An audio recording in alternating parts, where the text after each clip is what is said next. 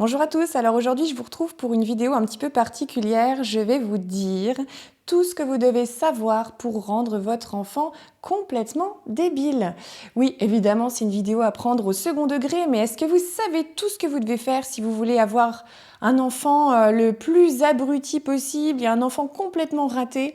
Eh bien, je vais tout vous expliquer dans cette vidéo. La première chose à faire, c'est ne pas lui parler, ne pas lui adresser la parole, ne pas s'occuper de lui et ne pas le laisser parler ou alors le laisser parler dans le vide mais pas lui répondre. Prenez la parole avant lui, ne le laissez pas parler. De toute façon, il va forcément parler moins bien que vous. Donc surtout, ne l'écoutez pas et puis parlez à sa place. La deuxième, c'est ne le laissez pas faire des choses tout seul. Et oui, parce que votre enfant, de toute façon, il est forcément maladroit, il va pas bien réussir. Donc surtout, ne le laissez pas faire des choses. Surtout, dites-lui aussi que s'il le fait, il va mal le faire, qu'il va pas bien réussir, qu'il va faire tomber des objets, qu'il va rater, que ça va pas être bien fait. Ne lui donnez pas d'autonomie, ne lui demandez pas de s'habiller tout seul. De toute façon, il n'y arrive pas. Donc, faites à sa place, faites pour lui. Ne lui demandez pas d'aller amener un verre, de prendre un verre quelque part. Il va forcément renverser. Il va s'en renverser dessus, il va se salir. Voyez bien qu'il n'est pas très très doué votre enfant. Donc surtout, voilà, faites à sa place et dites-lui bien qu'il n'est pas capable de faire. Et ne le laissez pas prendre d'initiative et ne le laissez pas en autonomie puisqu'il risque de vous faire des catastrophes. Il va casser, il va salir. Donc on ne le laisse rien faire tout seul. C'est beaucoup mieux pour tout le monde. Allez, la troisième chose, si vous voulez rendre votre enfant complètement abruti, demandez-lui de rester assis à l'intérieur, ne le laissez pas sortir, puisque de toute façon, s'il sort, qu'il va à l'extérieur, dans un jardin, dans un parc, il va se salir, il risque de tomber, il risque de se faire mal. S'il se fait mal, il va pleurer, il va avoir des égratignures. Protégez-le un maximum, surtout, ne le laissez pas sortir. Faites extrêmement attention, ne le laissez pas aller sur les balançoires, ne le laissez pas prendre un vélo ou une draisienne, ne le laissez pas faire de la tyrolienne, ne le laissez surtout pas aller sur des aires de jeu, il va se blesser. Donc rien, ne le laissez rien faire tout seul. Et si jamais vous voyez qu'il commence à utiliser ce genre de choses ou de jeux, dites-lui qu'il va tomber. Dites-lui qu'il va tomber, puisque de toute façon, c'est presque sûr qu'il va tomber. Mais dites-lui bien qu'il n'est pas capable et qu'il va tomber. Et même, vous pouvez aller jusqu'à lui dire de porter un casque toute la journée pour être sûr qu'il ne se blesse pas, en lui montrant bien qu'il n'est pas capable de toute façon, qu'il va se cogner ou qu'il va se faire mal. Donc donnez-lui un casque et interdisez-le d'aller partout, même chez vous sur le canapé. Ne le laissez pas monter sur une chaise tout seul, il va tomber. Donc le mieux, je vous dis, c'est qu'il reste assis. Et comme ça, vous avez toutes les chances de votre côté. Et le point suivant que vous pouvez faire avec votre enfant pour lui permettre de rater sa vie, c'est laissez-le toute la journée devant des écrans et donnez-lui accès à tous les écrans de la maison, tous les écrans que vous avez et remplissez tous ces moments de sa journée d'écran. Vous voyez, dès qu'il s'ennuie, surtout ne le laissez pas s'ennuyer parce que s'il s'ennuie, il pourrait trouver des bonnes idées de choses à faire. Donc vraiment, ne le laissez pas s'ennuyer, ne le laissez pas chercher d'autres idées. Franchement, donnez-lui un écran, comme ça, il n'aura pas d'idées. Comme ça, il aura juste à rester assis, tenir son écran ou alors regarder l'écran. Mais comme ça, aucun risque de faire fonctionner son imagination. Vous êtes sûr qu'il sera passif, qu'il va pas bouger et qu'il va être happé comme ça et qu'il n'aura pas d'idées. Donc initiez-le le plus tôt possible aux écrans, à tous les contenus divers et variés.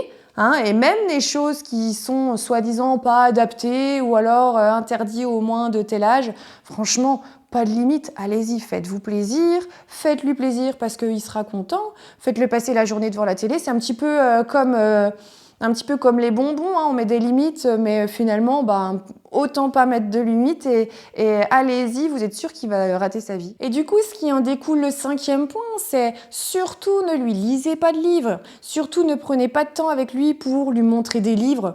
Ça sert pas à grand chose, les livres, on a tout en vidéo maintenant. Donc, pas de livres, ça sert à rien. Puis en même temps, Pas de stylo, pas de crayon, pas de feutre, pas de dessin, pas de feuille, ça sert à rien. On a tout sur l'écran. Donnez-lui un écran, il va faire avec son doigt et puis il regardera des vidéos. Il a juste à faire son doigt pour regarder des vidéos TikTok. Donc les livres, c'est un peu dépassé.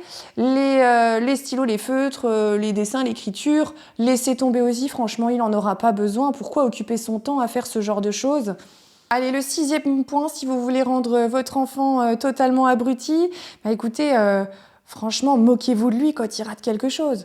Moquez-vous de lui, descendez-le, rabaissez-le, parce que pourquoi essayer de le valoriser? Pourquoi essayer de l'encourager? Ça sert à rien. Ne lui montrez surtout pas que faire des erreurs, c'est normal. Dites-lui que faire des erreurs, c'est vraiment la honte et que c'est vraiment, qu'il est vraiment raté. Plus vous allez lui répéter qu'il est raté, plus ça va marcher et plus il deviendra un enfant raté. Donc dites-lui vraiment qu'il comprend jamais rien et que tout ce qu'il fait, c'est vraiment nul. Comparez-le à d'autres enfants. Comparez-le à d'autres enfants. Quand il y a d'autres enfants qui réussissent des choses, montrez-lui, puis dites-lui que lui, il n'est pas capable.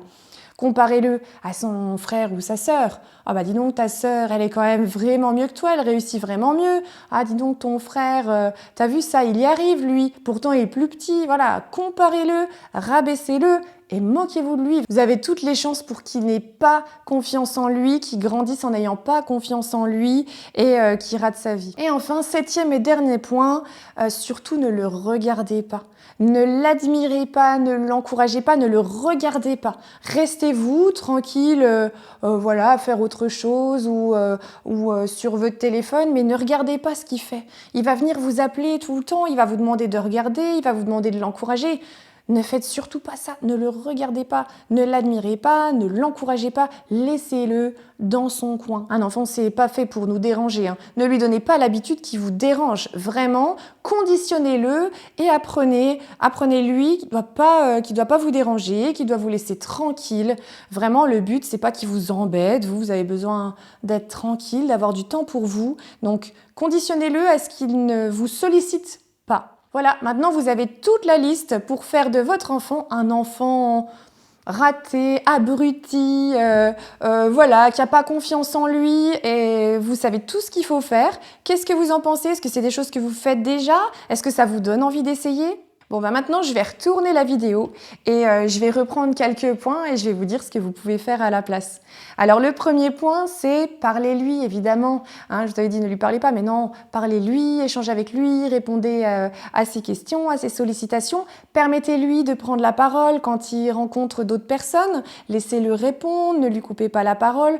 Encouragez-le. S'il dit pas bien, vous lui remontrez le modèle. Vous lui mettez pas de pression pour parler, vous le laissez avancer à son rythme, mais les échanges et les discussions avec votre enfant, c'est vraiment ça qui va lui permettre de développer son langage. Le deuxième point, c'était l'autonomie. Laissez-lui un maximum d'autonomie. Un enfant, il a besoin, selon son âge, hein, qu'on le laisse faire, qu'on le laisse tester. Il a besoin d'essayer aussi, de voir que lui, il est capable aussi d'ouvrir la porte, de faire tout seul, de poser quelque chose à un endroit, de transporter quelque chose. Il est capable de faire et s'il renverse, ben, c'est normal. S'il fait tomber, c'est normal. Il est en train d'apprendre. S'il veut s'habiller mais qu'il ne le fait pas bien, ben, laissez-lui le temps.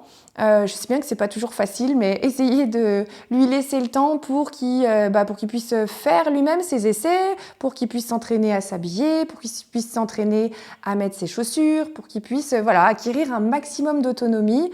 Et ben, le mieux, c'est de le laisser faire. C'est pas en faisant tout à sa place qu'il y arrivera, c'est plutôt en le laissant faire. Et toujours en même temps l'encourager et le valoriser. Lui dire « Ah, c'est bien, oui, alors ça, t'as pas réussi, mais c'est pas grave, tu y arriveras la prochaine fois.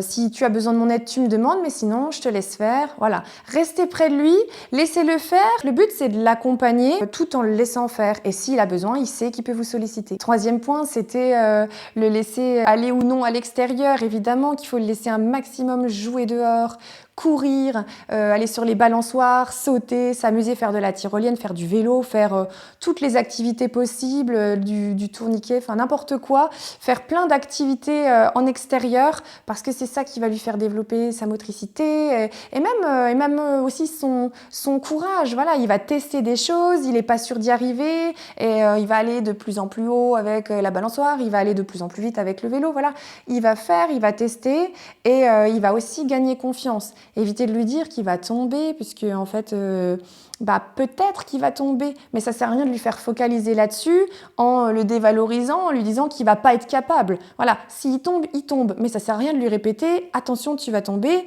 Voilà, il y a aussi beaucoup de chances pour qu'il ne tombe pas, donc laissez-le, même quand il est tout petit, laissez-le monter les escaliers tout seul. Il va se tenir, en fait, même. Observez-le parce que vous allez voir qu'un enfant tout petit qui essaye de monter les escaliers, il est extrêmement prudent. On ne dirait pas comme ça, mais les enfants, quand ils testent des choses, ils connaissent les limites de leur corps et ils essayent. Donc, évidemment, il faut rester présent, il ne faut pas le laisser faire n'importe quoi, mais regardez comme ils font, restez prêts et intervenez s'il y a besoin, mais sinon, essayez de le laisser un maximum faire les activités qui vont lui permettre de développer toute sa motricité. Allez, le 4e point, c'était les écrans. Évidemment qu'il faut faire attention aux écrans. Alors, comme je l'ai déjà dit dans plein d'autres de mes vidéos, c'est pas les écrans en soi, c'est pas ça qui est mauvais. Ce qui va être mauvais, c'est le temps qu'on passe devant les écrans, puisque le temps qu'on passe devant les écrans, c'est du temps que l'enfant ne va pas passer à autre chose. C'est du temps qu'il ne va pas passer à jouer, qu'il ne va pas passer à développer sa motricité, comme on disait juste avant. C'est du temps qu'il ne va pas prendre pour inventer des histoires, pour s'amuser avec ses jouets, pour découvrir, pour aller discuter avec d'autres personnes, d'autres adultes, d'autres enfants. Le temps d'écran, c'est du temps qui est volé à l'enfant, donc forcément, il faut limiter et puis il faut faire aussi attention aux contenus qui sont regardés par rapport à l'âge. Et point numéro 5, concernant les livres, concernant les crayons, les feutres, les feuilles, tout ça, c'est des expériences que l'enfant aime découvrir en fait. Lire un livre, c'est plaisant parce que ça va l'éveiller, ça va faire fonctionner son imagination. Et puis c'est un temps où on se pose, on est au calme, où soit vous lui lisez l'histoire, soit lui, il tourne les pages et il regarde. Ça va aussi l'initier quelque part à la procédure de lecture, dans quel sens on tient un livre, comment on regarde, comment on se sert du livre. Donc voilà, lui laisser des livres entre les mains, le laisser tester, puis après le laisser essayer les crayons, essayer les feutres. Ça aussi, c'est plaisant, les enfants adorent, ils font comme nous. Et puis voilà, le jour où à l'école, on va leur dire qu'il faut écrire des lettres, ils ne seront pas là en train de dire « mais qu'est-ce que c'est que ça, j'y connais rien ». Vous voyez, il aura déjà été initié, il aura déjà fait. Donc tout ça, c'est bien, c'est un éveil à l'écrit. C'est des moments de calme, de plaisir qu'on peut passer à deux ou que l'enfant passe tout seul quand il feuillette un livre ou quand il dessine. C'est des temps qui vont le préparer à l'écrit quand il va apprendre à l'école. Alors par rapport aux critiques, aux moqueries, au dénigrement de l'enfant, évidemment que non, il vaut mieux l'encourager, il vaut mieux le valoriser. Il faut aussi, je trouve que c'est très important, il faut aussi leur faire comprendre aux enfants que c'est normal de faire des erreurs. Et c'est pas parce qu'un enfant va faire une erreur ou va renverser ou va faire quelque chose de pas bien que tout de suite il faut pointer l'erreur. Il faut bien pointer le fait que c'est normal de faire une erreur, c'est normal de renverser, c'est normal de pas réussir, mais que ça veut pas dire que ça ne remet pas en cause sa capacité à bien faire, ça remet pas en cause ce qu'il est et ses capacités. C'est juste que voilà, ça peut arriver de se tromper, de pas faire bien et il faut vraiment valoriser l'essai-erreur puisqu'on passe nos vies à faire des erreurs, à tester des choses, puis à se réadapter. Dire, ah oui, j'ai fait ça, ça marche pas. Voilà, c'est normal de faire des erreurs, c'est normal de pas réussir du premier coup. C'est normal de perdre, c'est normal d'échouer et c'est pas grave, ça veut pas dire qu'on est un raté, ça nous remet pas en cause nous-mêmes. Mais voilà, toujours essayer de valoriser l'enfant, soit parce qu'il y a une réussite, soit parce qu'il y a eu un essai, même si c'est raté, mais on peut le valoriser quand même et l'encourager. Et alors le dernier point, ce que je vous avais dit, c'était ne le regardez jamais et ne lui accordez pas d'attention. Alors ça, malheureusement, il faut qu'on fasse attention et je m'inclus dedans parce que j'essaye d'y être vigilante. Il faut qu'on fasse attention parce que on est dans une société où on est beaucoup accaparé par nos écrans et on accorde de moins en moins d'attention à nos enfants parce que on est sollicité par les sollicitations, par des choses qui se passent sur notre téléphone et qu'on regarde et on est parfois moins attentif à nos enfants. On va peut-être moins les regarder, moins répondre à leurs sollicitations. Et alors, ça ne veut pas dire qu'on doit être 100% disponible pour notre enfant, ça veut dire qu'on doit être attentif. Parce que parfois, on peut leur mettre régulièrement des vents. Et c'est prouvé hein, aujourd'hui que les familles, voilà, quand les parents utilisent beaucoup les téléphones, les enfants ont moins d'interactions avec leurs parents, sont moins regardés, et puis du coup tout ce qui en découle, hein, tout ce qu'on vient un petit peu d'évoquer dans la vidéo, mais il faut faire attention parce que les écrans vont voler du temps à l'enfant quand l'enfant est trop longtemps sur l'écran, mais les écrans vont aussi voler du temps familial, quoi, du temps d'échange entre parents et enfants. Encore une fois, ça ne veut pas dire que vous devez être 100% dédié et disponible pour votre enfant, mais ça veut dire faites attention et essayez quand votre enfant vient vous solliciter. Vous pouvez lui dire « Attends, je suis occupée, je t'écoute dans 5 minutes ». Mais vous pouvez aussi dire « Tiens, là, ce que je fais, je suis en train de scroller sur les réseaux sociaux, c'est pas très important. Allez, je coupe et j'écoute ce que mon enfant a à dire et on discute ensemble et je regarde ce qu'il veut me montrer et je viens un petit peu admirer, m'émerveiller devant ce qu'il fait. » Vous avez mon autre vidéo que j'ai fait sur l'émerveillement, je vais vous remettre le lien, mais voilà, je trouve que c'est vraiment important de réussir à s'émerveiller avec nos enfants, les regarder grandir. Les regarder faire des choses, les regarder produire des choses. Et voilà, c'est vraiment chouette ces petits temps. Alors voilà, faire la part des choses et trouver un juste milieu entre répondre aux sollicitations de notre enfant, mais pas toujours, enfin voilà, trouver un juste milieu entre ce qui vous fait plaisir à vous, ce qui fait plaisir à votre enfant, l'attention dont il a besoin, voilà, et essayer de combiner tout ça en bonne intelligence, je dirais. Donc vous savez ce qu'il faut faire pour abrutir votre enfant, vous savez aussi ce qu'il faut faire pour essayer de le tirer plutôt vers le haut. Dites-moi en commentaire ce que vous en pensez, est-ce que vous avez tendance à faire certaines choses? Alors attention, hein, je ne dis pas que je suis une mère parfaite et je ne fais pas tout parfaitement, mais c'est des petites pistes de réflexion pour vous aider un petit peu à prendre conscience de ce qu'on peut faire, de ce que des fois on ne fait pas attention. Et puis dites-moi si vous avez d'autres points que vous auriez rajoutés dans l'une ou l'autre des catégories. Et puis je vous dis à bientôt pour une prochaine vidéo et portez-vous bien.